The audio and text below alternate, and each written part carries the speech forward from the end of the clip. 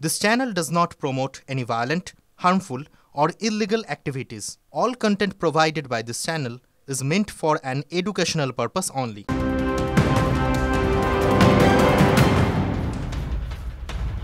চোখ রাখা যাক বড় খবরে। ব্রাজিলে ভারত চীন বৈঠক, G20 বৈঠকের ফাঁকে দুই দেশের বিদেশমন্ত্রীর আলোচনা। চীনা বিদেশমন্ত্রীর সঙ্গে বৈঠকে ভারতের বিদেশমন্ত্রী S Jaishankar. Evolved yet unchanged. Merlin, more to life. প্রকৃত নিয়ন্ত্রণ রেখার পরিস্থিতি নিয়ে দুই দেশের আলোচনা।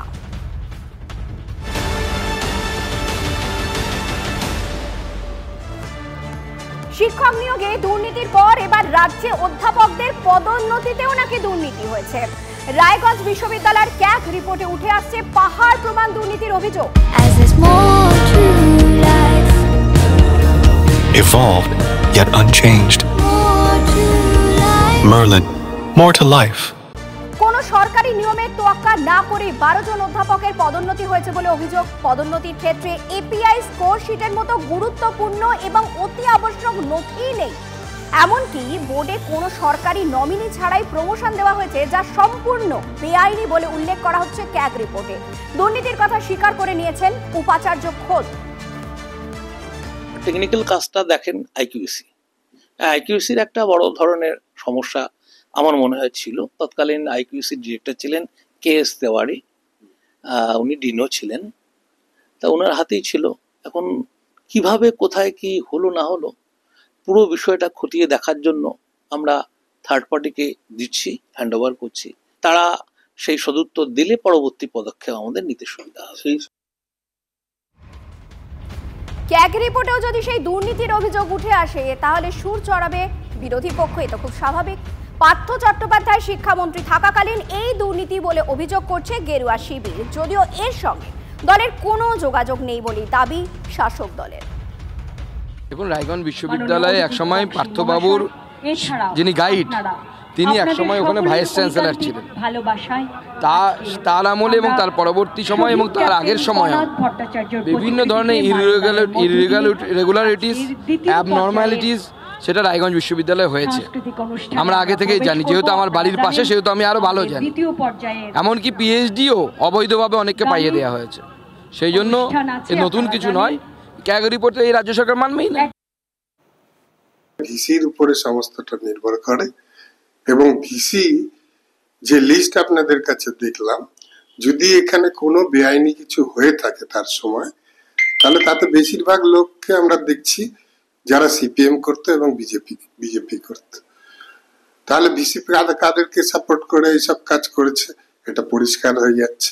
এই জায়গায় আমাদের দলের কোনো ভূমিকা নেই, আমাদের সরকারের কোনো ভূমিকার কোনো প্রশ্নই ওঠে না। বিশ্ববিদ্যালয় তৈরি হয়েছিল কবে বলুন তো? 2015 সালে। তারপর থেকে কোনো অডিট হয়নি, মানে 9 বছর। ভাবতে পারেন অডিট ছাড়া বিশ্ববিদ্যালয় চলেছে। প্রথম ক্যাগ রিপোর্ট যখন সামনে এলো তখনই ঝুলি থেকে বেড়াল বেরিয়ে পড়লো। লাখ ছাড়িয়ে দুর্নীতির টাকার অঙ্ক পৌঁছে গেল একবারে কোটির ঘরে। এটাই তো হওয়ার ছিল, যা দেখে চক্ষু চড়ক গাছ শিক্ষা মহলের। পুকুর সংস্কারে খরচ 28 লক্ষ। ভিসির বাংলো তৈরিতে কাকে দেওয়া হলো 50 লক্ষ। টেন্ডার ছাড়াই বিশ্ববিদ্যালয় কিনলো গাড়ি। ক্যাগের রিপোর্ট সামনে আসতেই এমন একাধিক প্রশ্ন উত্তর দিনাজপুরের রায়গঞ্জ বিশ্ববিদ্যালয়কে কেন্দ্র করে। বিশ্ববিদ্যালয়ে আর্থিক দুর্নীতি, অঙ্ক ছাড়িয়েছে 1 কোটির গণ্ডি। 2015 সালে তৈরি হয়েছিল রায়গঞ্জ বিশ্ববিদ্যালয়, প্রায় 10 বছর বয়স। ছাত্রছাত্রীর সংখ্যাও নেহাত কম নয়, কিন্তু সুশিক্ষার আড়ালে একন মহাবিদ্যা চলছিল বিশ্ববিদ্যালয়ে। অভিযোগ, বিশ্ববিদ্যালয় তৈরির পর থেকে কোনো অডিট হয়নি, টাকার হিসেবে দেদার গোলমাল। এবার সিএজি রিপোর্ট দেখে চোখ কপালে উঠেছে শিক্ষা মহলের। পুকুর সংস্কার থেকে গাড়ি কেনা বা ভিসির বাংলো তৈরি, সবেতেই আর্থিক গোলমাল। প্রাথমিক রিপোর্টে যার ইঙ্গিত পাওয়া গিয়েছিল, পূর্ণাঙ্গ রিপোর্টে সামনে এলো আর্থিক দুর্নীতির তথ্য। বিশ্ববিদ্যালয়ের পুকুর সংস্কারের জন্য খরচ হয়েছে 28 লক্ষ টাকা। কি এমন সংস্কার যে 28 লক্ষ টাকা খরচ? উত্তর অজানা। ভিসির বাংলো তৈরির জন্য ঠিকাদার সংস্থাকে 25,81,000 টাকা দেওয়া হয়। পাশাপাশি অদৃশ্য এক তৃতীয় পক্ষকে 55 লক্ষ টাকা অগ্রিম দেওয়া হয়। কে তিনি? সরকারি নিয়ম না মেনে টেন্ডার ছাড়াই 43,29,000 টাকার গাড়ি কেনে বিশ্ববিদ্যালয়। সিসিটিভি ও বায়োমেট্রিক সিস্টেম তৈরিতে টেন্ডার ডাকা হলেও তাতেও একাধিক বেনিয়ম। কলকাতায় বিশ্ববিদ্যালয়ের জন্য লক্ষাধিক টাকায় বাড়ি ভাড়া নেওয়া হয়, দুবার চুক্তি হয়, কিন্তু সেই বাড়ি ব্যবহার করা হয়নি। কলকাতায় কাজে এলে বিশ্ববিদ্যালয়ের প্রতিনিধিরা অন্য জায়গায় টাকা খরচ করে থাকতেন। কেন? বিভিন্ন ধরনের কাজকর্ম, একাডেমিকের বাইরেও কনস্ট্রাকশন রিলেটেড টিচারদের ক্যাশ সংক্রান্ত প্রশ্ন উঠে এসেছে। সমস্তটা আমি ব্যক্তিগতভাবে দেখেছি এবং রেজিস্ট্রার এবং এফওকে নির্দেশ দিয়েছি সেগুলো স্টেপ নেওয়ার। এছাড়াও আরও একাধিক অভিযোগ আছে। ক্যাগের রিপোর্ট ইতিমধ্যেই পাঠানো হয়েছে রাজ্য সরকারের কাছে। বিশ্ববিদ্যালয়ের তরফে সংশ্লিষ্ট দফতরগুলির কাছে চাওয়া হয়েছে রিপোর্টও। উত্তর দিনাজপুর থেকে রূপক ঘোষের রিপোর্ট, TV9 বাংলা।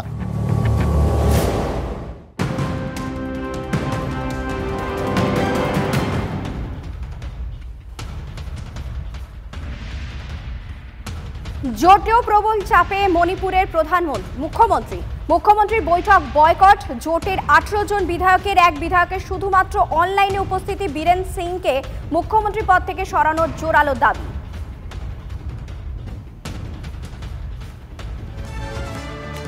চোখ রাখা যাক ভাঙনের খবরে। মালদা, মানিকচক, রতুয়া, ভুতনির ভাঙন পরিস্থিতি পরিদর্শন করলেন সেচ মন্ত্রী। এলাকায় গেলেও ভাঙন পীড়িতদের সঙ্গে দেখা না করার অভিযোগ উঠছে তার বিরুদ্ধে। শুধু বিধায়কের সঙ্গে কথা বলেন সেচ মন্ত্রী। সাবিনা ইয়াসমিন সহ বিধায়ক, প্রশাসনিক এবং আধিকারিক ও সেচ দপ্তরের আধিকারিকদের নিয়ে ভাঙন কবলিত এলাকা পরিদর্শন করেন তিনি। মুখ্যমন্ত্রীর নির্দেশে ভাঙন কবলিত এলাকা পরিদর্শন, ফিরে রিপোর্ট দেবেন জানান মানস ভূঁইয়া। লঞ্চে ঘুরে দেখেন গোটা এলাকা। 2014 থেকে গঙ্গা ভাঙন ও বন্যার ত্রাণে একটা পয়সাও দেয়নি কেন্দ্র, অভিযোগ সেচ মন্ত্রীর। নৌকায় ঘুরে পিকনিক করতে এসেছিলেন সেচ মন্ত্রী, পাল্টা কটাক্ষ বিজেপি। এক নয়া পয়সা 14 সাল থেকে দেয়নি। আপনারা কোনো প্রস্তাব পাঠিয়েছেন ভাঙন? বহুবার মুখ্যমন্ত্রী নিজে বলেছেন, নিজে লিখেছেন, কিচ্ছু হয়নি। 19 কোটি টাকা খরচ হয়ে গেল, এটা হয়ে গেল, কত বাঁশের খাঁচা টাচা দিয়ে বাঁধলো, তবু কিছু করতে পারলো না। তবে এগুলো কেটে গেল, এগুলো বাড়ি চলে গেল, বড় বড় ছাদ পিটা বাড়ি গেল। এই সরকার গঙ্গা ভাঙন রোধ করতে অপারগ, কিছুই করে না, শুধু কোথায় কামাই হবে সেটাই খুঁজতে বেড়ায়। আর এই ভূঁইয়া বাবু, এই সেচ মন্ত্রী কামাইয়ের জন্য আজকে এসছে, ঘুরতে। শিয়ালদা পুলিশ কিয়স্কে হামলা, ফের প্রশ্নে নিরাপত্তা। বাসের 2 যাত্রীর মধ্যে গন্ডগোলের জেরে তুলকালাম। চলন্ত বাসে মহিলার সঙ্গে অভব্যতার অভিযোগ, এক অভিযুক্তকে গ্রেফতার করে এন্টালি থানার পুলিশ। খবর পেয়ে পুলিশের সামনেই বাঁশ হাতে কিয়স্কে ভাঙচুর চালায় অভিযুক্তের পরিচিতরা। শিয়ালদা স্টেশনের কাছে কলকাতা ট্রাফিক পুলিশের এই কিয়স্ক পুলিশের সামনেই ভাঙচুর হলো, এমনটাই অভিযোগ। অর্থাৎ পুলিশের সামনে কি ভাঙচুর হলো? পুলিশ তখন কথা বলছিল, পুলিশ আসার সঙ্গে সঙ্গে ওখান থেকে দেখলো যে ভাঙচুর হচ্ছে, ওরা এসে টানাটানি করেছে। পুলিশ দাঁড়িয়ে ছিল পুলিশের সামনে এটা হয়েছে। পুলিশ মানে ওখানে কথা বলছিল, ওরা সবাই মিলে, ওরা আসতে যায় না, সেই বলকে সামনে ভেঙেছে।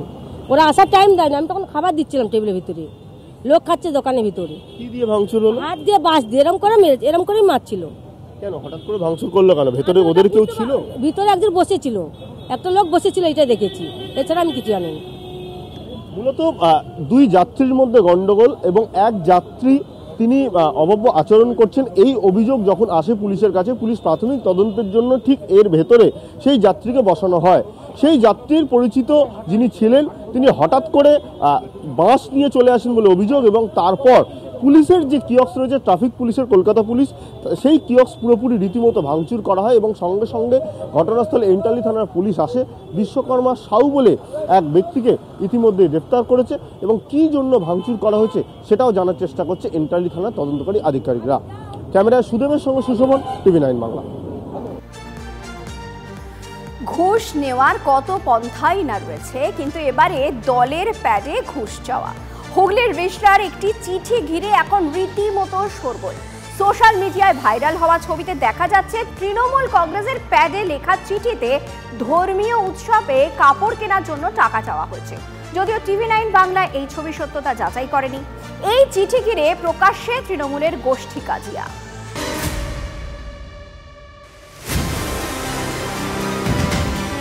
সমাজ মাধ্যমে এই চিঠি ভাইরাল। রিশরা শহর তৃণমূল কংগ্রেসের লেটার প্যাড। লেখা রিষড়ার একটি কাপড়ের কারখানার ভাইস প্রেসিডেন্টকে। ধর্মীয় উৎসবের জন্য 10,000 টাকা চাওয়া হয়। সেই টাকা দিয়ে কাপড় কেনার কথা বলা আছে চিঠিতে। চিঠির নিচে রিষড়ার ভাইস চেয়ারম্যান জাহিদ হাসান খানের স্বাক্ষর ও স্ট্যাম্প। আর এই চিঠি নিয়েই তুঙ্গে দলীয় কাজিয়া। যদিও হাসানের দাবি এটি ভুয়ো লেটার হেড। নাম না করেই এক কাউন্সিলরের বিরুদ্ধে অন্তর্ঘাতের অভিযোগ ভাইস চেয়ারম্যানের। আমি আজ পর্যন্ত কোনো পার্টি পেড ইউজ করি না।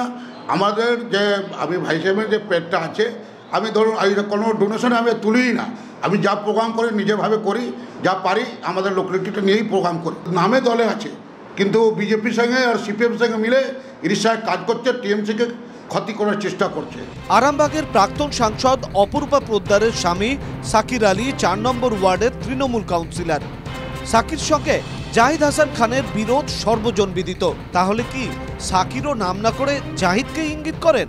যে এটা কি আছে না আছে, কেন প্যাড ফ্যাক্টরিতে ব্যবহার করা হয়েছে, হ্যাঁ, এটা দলের একটা তদন্ত শাখা আছে, সে মাধ্যমে দল তদন্ত করে দেখবে। জেলা তৃণমূল নেতৃত্ব এর মধ্যে বিজেপির চক্রান্ত দেখছেন। পাল্টা বিজেপি ও তৃণমূলের বিরুদ্ধে তোলাবাজির অভিযোগে সরব। হুগলি থেকে আশিক ইনসানের রিপোর্ট, TV9 বাংলা। বিজয়া সম্মেলনী ঘিরে রাজনৈতিক চাপানুতা। সোমবার বরানগর সিটিজেন্স ফোরামের উদ্যোগে বিজয়া সম্মেলনী ছিল বরানগর প্রগতি সংঘের মাঠে। অনুষ্ঠানে আমন্ত্রিত ছিলেন বিজেপি রাজ্য সভাপতি সুকান্ত মজুমদার, বিজেপি নেতা তাপস রায়, সজল ঘোষ সহ আরও অনেকে। বিতর্ক তৈরি হয় সভাস্থলে শাসক দলের হোর্ডিং ও একাধিক পোস্টার ঘিরে। অভিযোগ, গো ব্যাক স্লোগানের পাশাপাশি ওই হোর্ডিং পোস্টারে বিরোধী দলনেতা শুভেন্দু অধিকারীকে কটূক্তি করা হয়। পাল্টা শাসক শিবিরকে তোপ দাগেন বিজেপি নেতারা। বিজয়াটা এমনও হয় যে বিজয়ের সময় হয়তো আমার সাথে মাননীয় মুখ্যমন্ত্রীরও যদি কোথাও দেখা হয়, আমি তাকে নমস্কার করে শুভ বিজয়া জানাবো। বাঙালি সংস্কৃতি এটা। কিন্তু তৃণমূল কংগ্রেস এই অপসংস্কৃতিকে আমদানি করছে বাংলায়। এই সংস্কৃতি চলতে পারে না, বাংলা সংস্কৃতি নয়, বাঙালি সংস্কৃতি এটা নয়। আর এই যে এই ধরনের অপশব্দের ব্যবহার, একজন বিরোধী দলনেতা সম্পর্কে, একজন বিরোধী দলনেতা মানে ক্যাবিনেট মিনিস্টারের সমান র্যাঙ্ক, তার রাজ্যের ক্যাবিনেট মিনিস্টার, তার সম্বন্ধে এই ধরনের কথা বলা হচ্ছে, এটা অত্যন্ত গণতন্ত্রের ক্ষেত্রে অপমানজনক, অস্বাস্থ্যকর। এটা ওদের রুচি, এটা ওদের রাজনৈতিক শিক্ষা, এটাই ওদের বিদ্যা, রাজনৈতিক বিদ্যা বা বুদ্ধি বা বিচক্ষণতা।